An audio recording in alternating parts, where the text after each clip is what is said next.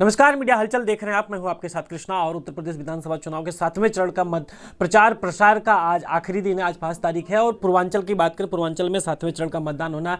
लगातार सभी राजनीतिक दल पूर्वांचल में डेरा डाले हुए हैं, चाहे भारतीय जनता पार्टी और समाजवादी पार्टी, कांग्रेस और बहुजन समाज पार्टी लगातार पूर्वांचल में बने हुए हैं। और आज हमारे साथ बनारस में समाजवादी पार्टी शिक्षक सभा के प्रदेश अध्यक्ष डॉक्टर मान सिंह यादव और एमएलसी विधान परिषद सदस्य भी हैं स्नातक से।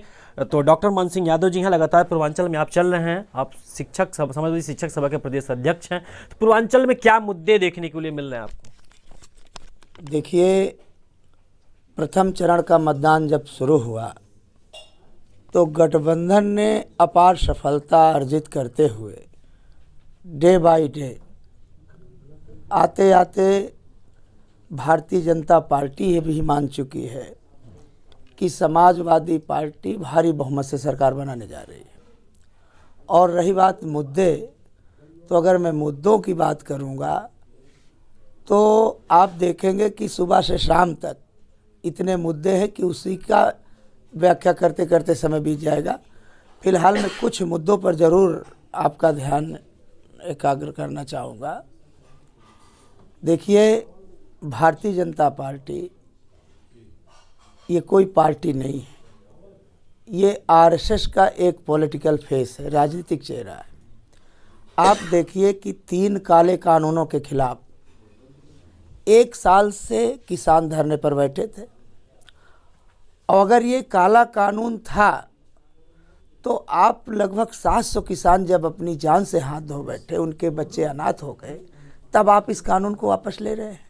इसका मतलब आपने ये तय कर लिया था कि इतने किसानों की हत्या हमें करना है। और दूसरी बात, इससे जब इनका मन नहीं भरा तो ये देखिए, इनके मंत्री के सिरफिरे लड़के ने गाड़ियों के टॉर्च से राउंड करके कितने किसानों की हत्या कर दी। और लाइन ऑर्डर की ये बात करते हैं, बेटी पढ़ाओ बेटी बचाओ की बात करते हैं, और हाथरस में क्या हुआ? केरोसिन डाल करके बच्ची के डेड बॉडी को उसके परिवार को न दे करके जला दिया जाता है। और उन्नाव में जो इनके मंत्री हैं कुलदीप सेंगर, वो किस तरीके से उस महिला के साथ अत्याचार किए। तो भारतीय जनता पार्टी चाहे लाइन ऑर्डर हो, चाहे किसान का मुद्दा हो, बेरोजगारों को देखिए, उनके घरों से उठा करके लाठियों से पिटाई कर रहे हैं जब वो रोज़गार मांगने जा रहे हैं। और मैं ये नहीं कहता, और अति तब ये कर देते हैं कि हम इनकी गर्मी निकालेंगे। तो माननीय राष्ट्रीय अध्यक्ष ने बहुत साफ कर दिया कि ये गर्मी निकालेंगे और हम वैकेंसी दे करके रोज़गार निकालेंगे।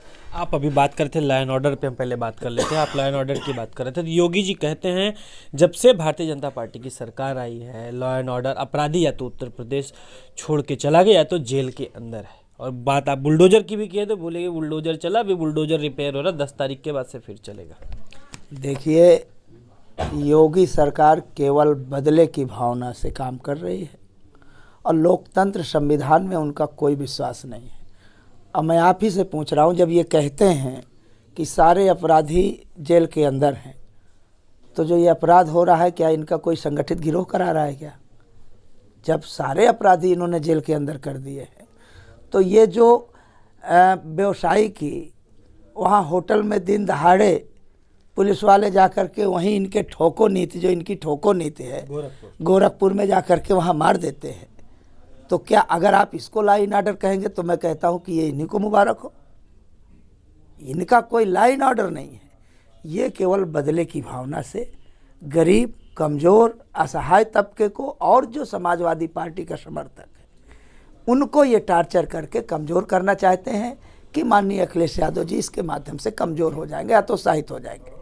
लेकिन आज मैं उत्तर प्रदेश की पूरी जनता का आभार व्यक्त करना चाहूँगा कि जिस तरीके से माननीय अखिलेश यादव जी की जो संकल्प पत्र है, चाहे वो 300 यूनिट फ्री बिजली की व्यवस्था हो, चाहे वो वित्त विहीन शिक्षकों का मुद्दा रहा हो, चाहे पुरानी पेंशन का मुद्दा रहा हो, चाहे 1,76,000 शिक्षा मित्रों को समायोजित करने का मुद्दा रहा हो, चाहे किसानों को ब्याज मुफ्त ऋण देने का मुद्दा रहा हो, चाहे उनकी सिंचाई की बिजली की फ्री व्यवस्था करने का मुद्दा रहा हो।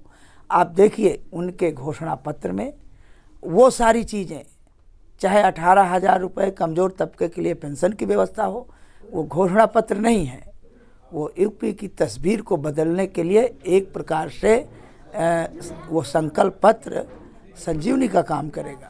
इधर मैनिफेस्टो में पुरानी पेंशन बहाली को लेके जहां मैनिफेस्टो आया समाजवादी पार्टी का, वहीं राजस्थान गवर्नमेंट ने पुरानी पेंशन बहाल भी कर दी। क्या लगता है एक अखिलेश यादव जी का यह बड़ा मास्टर स्ट्रोक है और सरकार बनने के बाद इस पे सबसे पहले काम होगा? निश्चित तौर पर माननीय राष्ट्रीय अध्यक्ष जी ने शिक्षक कर्मचारियों को एक ये बहुत बड़ा तोहफा दिया है।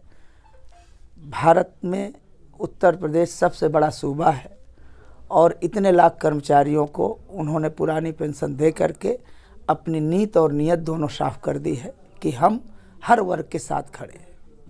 अब हम शिक्षकों की बात कर लें। जिस तरह से कोरोना काल में जब पंचायत का चुनाव हुआ, बहुत सारे कोरोना से शिक्षकों की मृत्यु हो गई, लेकिन डाटा, एग्जैक्ट डाटा नहीं दिखाया गया। क्या समाजवादी पार्टी की सरकार आएगी तो उन्हें भी इंसाफ मिलेगा? निश्चित तौर पर माननीय अखिलेश यादव जी ने ये पहले ही कह चुके हैं कि योगी सरकार के जितने भी इस तरह के कार्य हैं जो जनता को गुमराह किए गए हैं, अनावश्यक रूप से, अनैतिक रूप से उन पर मुकदमे लादे गए हैं, उन सब की जांच होगी और जो कानून के परिधि में है उसके अकॉर्डिंग माननीय राष्ट्रीय अध्यक्ष जी उसका समाधान करेंगे। अच्छा, इस लोकतंत्र में अभी कुछ प्रत्याशियों के ऊपर हमला, जैसे स्वामी प्रसाद मौर्य हो गए, कुंडा में गुलशन यादव हो गए, और फिर इधर गठबंधन साथी आप लोगों के ओम प्रकाश राजभर नामांकन करने गए थे। तो इस तरह से लोकतंत्र में जिस तरह से हमला हो रहा है, इस पर क्या प्रतिक्रिया आपकी? देखिए, यह इनके जो हार का, जो इनको नहीं कि कोई को सपने में दिख जाता है कि भाई मेरा सब जा रहा है, तो हार के चलते ये इनके हताशा और कुंठा का परिणाम है कि ये अपने बाहुबल का प्रयोग करते हुए समाजवादी पार्टी गठबंधन के प्रत्याशियों को हतोत्साहित करने के लिए, जबकि इसका कोई प्रभाव नहीं पड़ेगा, जनता सब जान रही है। लोकतंत्र में आप गुंडेगर्दी से किसी के ऊपर हमला करा के वोट ले लेंगे, ऐसा संभव नहीं है। जनता इनकी जमानत जब्त कर देगी। आप देखिएगा ये हमले कराए और जनता अपने वोट की ताकत से इनके ऊपर हमला करेगी।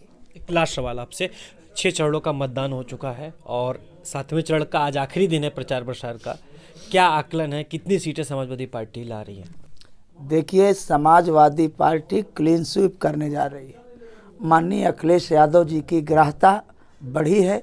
उनके जो पूर्व में किए गए कार्य हैं और उनका जो घोषणा पत्र है, अब जनता को भारतीय जनता पार्टी गुमराह नहीं कर सकती और काठ की हांडी बार बार नहीं चढ़ा करती है। एक बार आप झूठ बोल करके जनता को गुमराह करके सत्ता में आ गए हैं। इस बार समस्त जनता माननीय अखिलेश यादव जी पे, समाजवादी पार्टी पे अपनी आस्था जताते हुए इनकी जमानत जब्त करके पूर्वांचल की सभी सीटों में भारी बहुमत से जीत दर्ज करेंगे समाजवादी पार्टी। बहुत बहुत धन्यवाद। हमारे साथ थे समाजवादी शिक्षक सभा के प्रदेश अध्यक्ष MLC डॉक्टर मान सिंह यादव जी, जिनका साफ तौर पे कहना है कि समाजवादी पार्टी का जो मैनिफेस्टो है वो पूरी तरह से सरकार बनने के बाद सबसे पहले जो पुरानी पेंशन बहाली का जो योजना, जो उनकी सबसे पहले पुरानी पेंशन बहाल की जाएगी। अब देखना यह है कि भाई 7वें चरण का मतदान 7 तारीख को, प्रचार प्रसार का आज आखिरी दिन है, क्या कुछ होता 10 तारीख को नतीजे आने के बाद होगा।